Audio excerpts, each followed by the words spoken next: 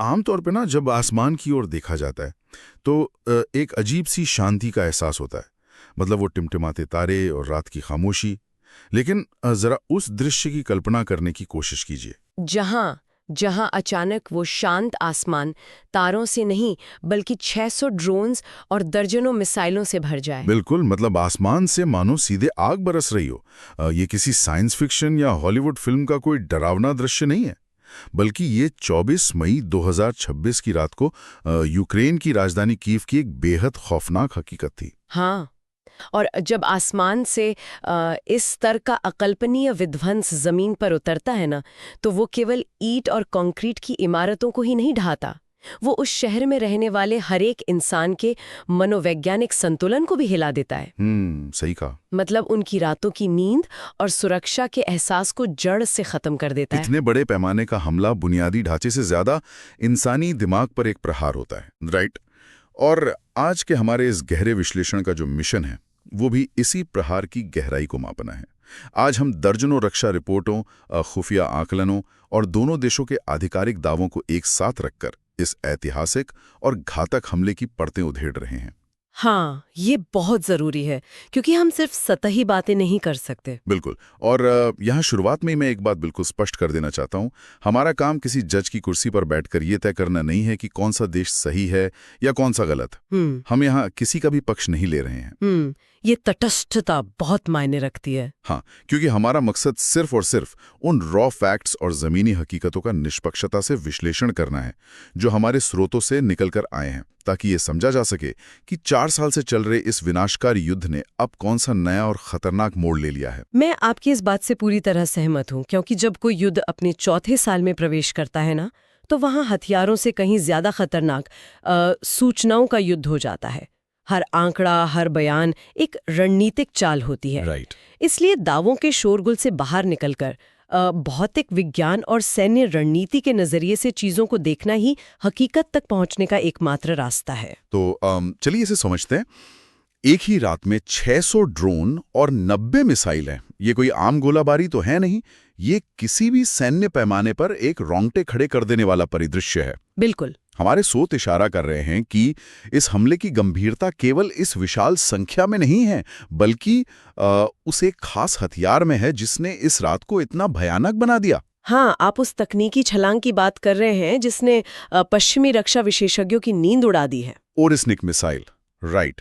जी, ओरेस्निक ये कोई साधारण क्रूज मिसाइल नहीं है, ये एक बेहद उन्नत हाइपरसोनिक बैलिस्टिक मिसाइल है। इस एक अकेले हथियार के इस्तेमाल का सीधा सा मतलब ये है कि ये युद्ध अब सिर्फ तोपखानों और खाइयों की लड़ाई नहीं रहा। ये एक नए स्तर पर पहुंच गया है। बिल्कुल, ये 21वीं सदी के सबसे खतरनाक तकनीकी स्तर पर पहुंच गया है। हम ओरेस्निक के बारे में ना हमारे स्रोतों में एक बात है। पिछले 4 साल के इस पूरे लंबे युद्ध में ये केवल तीसरी बार है जब रूस ने इस हथियार का इस्तेमाल किया है।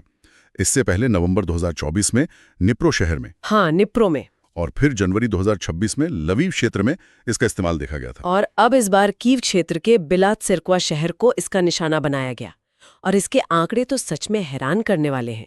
ये मैक 10 की गति से उड़ान भरती है। मैक 10? मैक 10 यानी ध्वनि की गति से पूरे 10 गुना तेज। इस मैक 10 के आंकड़े को ना थोड़ा और व्यवहारिक रूप में समझने की कोशिश करते हैं।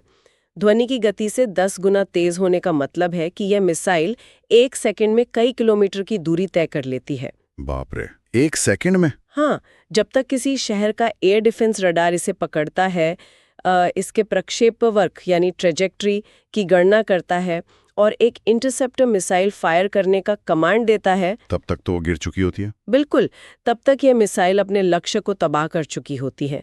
वर्तमान तकनीक में ऐसी गति को हवा में रोकना किसी भी रक्षा प्रणाली के लिए एक तकनीकी दुस्वप्न है। सच में। और इसके साथ एक और खतरे की बात यह है कि ये मिसाइल अपने साथ परमाणु या पारंपरिक दोनों तरह के बेहद भारी वॉरहेड ले जाने में सक्षम है। यहाँ स्रोतों में एक और बात है जिसने मुझे सोचने पर मजबूर कर दिया। रूसी भाषा में ना इस ओरेजनिक शब्द का अर्थ होता है हेजलनट का पेड़। अच्छा, हेजलनट। हाँ, मतलब एक तरफ इतना प्राकृतिक और जीवन देने वाला नाम, और दूसरी तरफ एक ऐसा हथियार जो जमीन के नीचे 3 से 4 मंजिल गहरे बने मजबूत कंक्रीट के बंकरों को भी पलक झपकते राख में बदल सकता है। ये तो सैन्य इतिहास का एक पुराना मनोवैज्ञानिक खेल रहा है, हथियारों को ऐसे शांत नाम देना।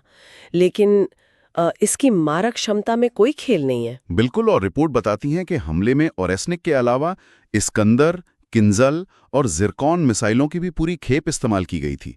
लेकिन मेरा सवाल ओरेस्निक को लेकर है। हाँ, पूछे। देखिए, जब कोई चीज इतनी तेज गति से आती है तो वो किसी गरम चाकू के मक्खन से गुजरने जैसी बात हो गई। हाँ, उसकी गतिज ऊर्जा या काइनेटिक एनर्जी ही इतनी प्रचंड होती है कि वो बिना किसी बारूद के भी ठोस कंक्रीट को चकनाचूर कर सकती है। तो यहीं से एक बड़ा सवाल उठता है, अगर ये मिसाइल विशेष रूप से जमीन के बहुत नीचे बने सुरक्षित सैन्य बंकरों को भेदने के लिए बनाई गई है, तो हम इसका इस्तेमाल शहर की सतह पर क्यों देख रहे हैं? का इस्तेमाल सिर्फ आम जनता में खौफ का बीज बोने के लिए किया जा रहा है? देखिए, ये सैन्य रणनीति के सबसे गहरे और स्याह पहलुओं में से एक है।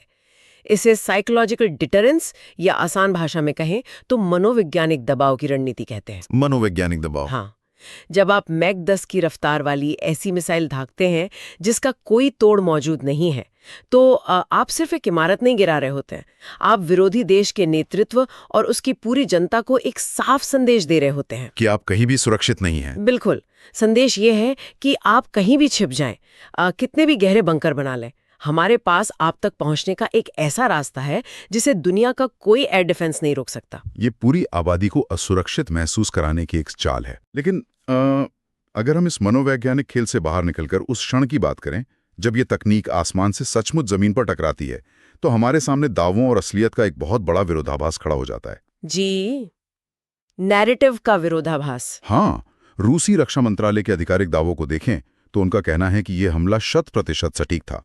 उनके बयान के अनुसार उन्होंने चुनकर केवल यूक्रेन के सैन्य कमांड केंद्रों, हवाई अड्डों और सैन्य औद्योगिक प्रतिष्ठानों से जुड़ी कंपनियों को ही निशाना बनाया। जबकि दूसरी तरफ अगर हम यूक्रेन के अधिकारियों, वहां के स्थानीय प्रशासन और प्रत्यक्षदर्शियों की रिपोर्ट्स का विश्लेषण करें तो वहां की जमीन एक बिल्कुल अलग ही कहानी बयां कर रही है। बिल्कुल अलग कहानी।